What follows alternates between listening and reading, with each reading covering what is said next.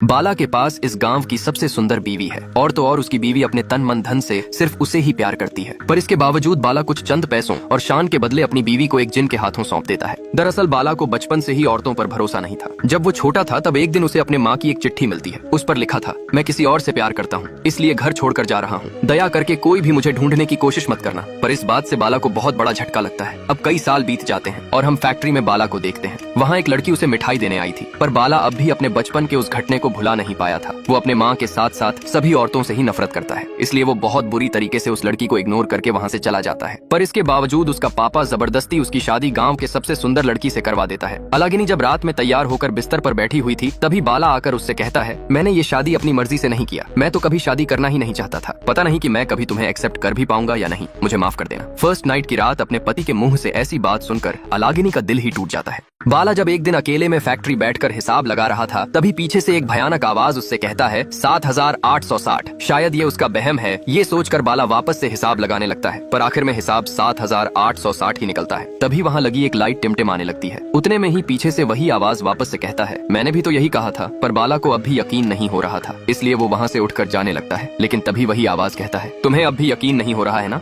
रुको, मैं तुम्हें एक राज की बात कहता हूँ जो सिर्फ तुम ही जानते हो। आज से 5 साल पहले फैक्ट्री में एक चोरी हुई थी। वो रकम करीब 10,000 रुपए की थी। सबको लगा कि वो मुकेश ने चुराई है, पर उस पैसे को और किसी ने नहीं बल्कि तुमने ही चुराया था। ये सुनकर बाला डरते हुए पूछता है, कौन हो तुम? जवाब में आवाज कहता है, मेरी पहचान जानना तुम्हारे लिए इतनी जरूरी नहीं है। तुम सिर्फ इतना जानो कि तुम्हें मुझसे क्या क्या फायदा हो सकता है। ये सुनकर बाला डरते हुए अपने पापा से ये सारी बात कहता है। उसका पापा सोचता है शायद बाला काम के प्रेशर से ये सब कह रहा है, इसलिए वो उससे कहते हैं, तुमसे नहीं हो रहा तो छोड़ दो, मैं पहले की ही तरह अकेले ही फैक्ट्री को संभाल लूंगा। ये सुनकर बाला चिंतित होकर घर लौट आता है। पर अब भी वही जिन उसके कान में कह रहा था, तो वो जिन अब भी बाला के कान में कह रहा था कि तुमसे नहीं हो रहा तो फैक्ट्री की जिम्मेदारी मुझ पर दे दो। फिर रात में सोते वक्त अचानक कोई उसका चद्दर खींच लेता है। उसने उठकर देखा तो चद्दर वहीं पास में ही पड़ी हुई थी। पर इस बार सोने के बाद बाला एक गंदी सी शक्ल देखकर डर जाता है। उतने में ही उसकी चीख सुनकर अंदर से अलागिनी भाग कर आती है। वो बाला को पानी देने पर बाला प्यार भरी नजरों से अलागिनी को देखने लगता है। वो भी मन ही मन सोचता है, गुस्सा गया भाड़ में, आखिर बीवी तो मेरी ही है, उसे सारी जिंदगी ऐसे तड़पाना ठीक नहीं होगा। और ऐसे ही शादी के इतने दिनों बाद आज पहली बार बाला और अलागिनी एक साथ सोते हैं। थोड़ी देर बाद बाला कहता है, पहले ऐसे ही बुरे सपने देख के जागने पर मैं मेरे पास अपनी माँ को पाता था, पर एक दिन वो मुझे छोड़कर कहीं दूर चली गई। उस दिन के बाद से ही मैं किसी और लड़की के ऊपर भरोसा ही नहीं कर पाया, मुझे माफ कर देना। इन सब के बीच बेवजह ही तुम इतने दिनों से दुख पाती रही। अलागिनी कहती है, कोई बात नहीं, तुम मुझे समझ पाए उतना ही काफी है। अब ऐसे ही अलागिनी का साथ मिलने से बाला धीरे धीरे अपने डर को बुलाकर आगे बढ़ रहा था। अगले दिन जब वो फैक्ट्री जाता है तब वही आवाज उसे परेशान करने लगता है। पर इस बार बाला बिना डरे उसे पूछता है, क्या चाहते हो तुम? जवाब में जिन कहता है, मुझे सिर्फ तुम्हारी बीवी की एक बूंद खून चाहिए।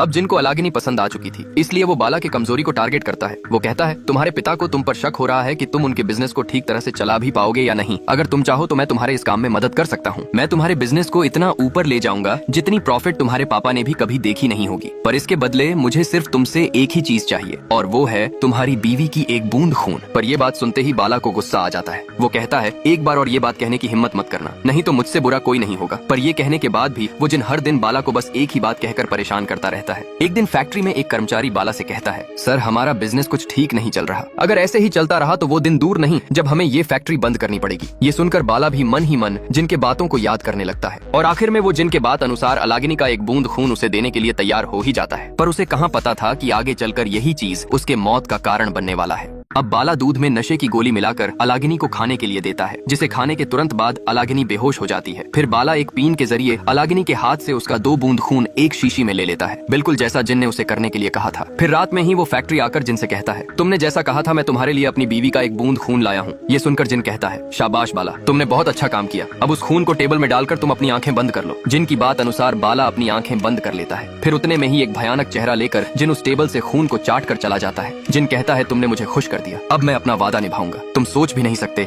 अब मैं तुम्हारे बिजनेस को कहां से कहां ले जाऊंगा। फिर जिनके बात अनुसार कुछ ही दिनों में ही बाला का बिजनेस जोरों शोरों से चलने लगा, यहाँ तक कि वो एक नया फैक्ट्री भी खोलने जा रहा था। पर अब बाला के अंदर लालच आ चुकी थी। वो फैक्ट्री आकर वापस से जिन को बुलाकर कहता है, इस साल मैंने एक और नया फैक्ट्री खोला है। अगर पिछली बार की तरह इस बार भी आप मेरी मदद करेंगे तो मुझे 2 गुना ज्यादा प्रॉफिट होगा। जिन कहता है, 2 गुना नहीं 4 गुना करवाऊंगा। पर क्या तुम इसकी भरपाई कर पाओगे?